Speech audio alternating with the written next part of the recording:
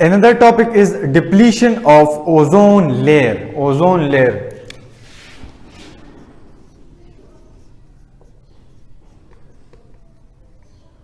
Depletion of ozone layer.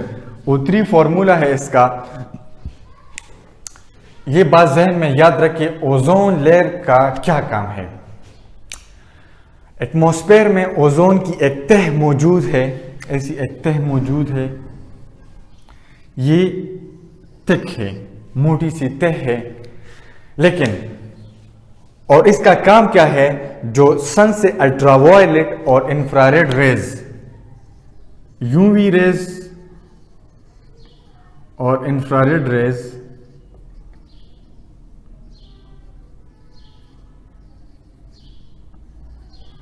ये खतरनाक शुआएं जो सूरज से निकलती है, तो ये इंसान और पौधों और जानवरों के लिए नुकसानदेह साबित होते हैं। दे कॉजेज स्किन कैंसर। तो ओजोन लेयर का क्या काम है? ये ओजोन लेयर वो खतरनाक शुआएं रोकती है और हमें उससे बचाती है। दे रिफ्लेक्टेड, ये for example this is ozone layer, so when the sun light rays come pass they reflected.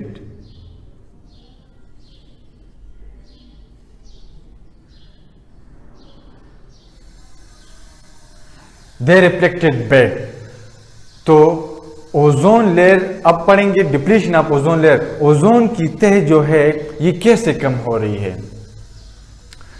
ये भी पोल्यूशन की वजह से कम हो रही है, जो मतलब एयर पोल्यूशन की वजह से, जो कारखानों से धुआं निकलता है, गाड़ी व्हीकल से जो धुआं निकलता है, उसकी वजह से ये लेयर आहिस्ता आहिस्ता पतली होती जा रही है।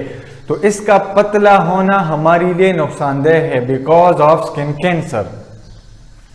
The word ozone is a Greek word, यूनानी लफ्ज है, विच मीन्स स्ट्रॉन्ग ऑर्डर, जिसका मतलब है स्ट्रॉन्ग ऑर्डर। ऑर्डर कहते हैं मतलब स्ट्रॉन्ग सी स्मेल है इसकी।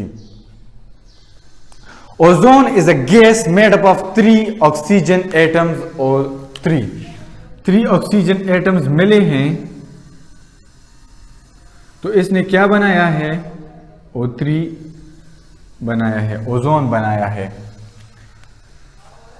Ozone is formed when sunlight hits oxygen molecule. Ozone तब बनती है जब सूरज की रोशनी ऑक्सीजन मॉलिक्यूल से टकराती है।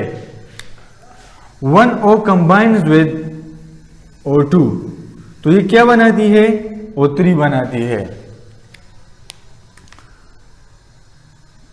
Into individual atoms, these individual atoms then combine with oxygen, फिर ये एटम्स ऑक्सीजन के साथ मिल जाते हैं एंड मेक O3 और ओजोन मॉलिक्यूल, और ओजोन मॉलिक्यूल बनाते हैं O3।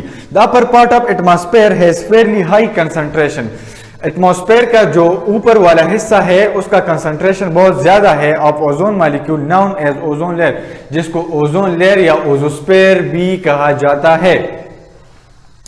The ozone layer protects us from harmful ultraviolet UV rays of the sun. सूरज से जो अल्ट्रावायलेट रेज निकलती है उससे हमें बचाती है। Chlorofluorocarbon CFCs which are used in air conditioner, refrigerators, space etc. enter the air due to the leakage of these appliances.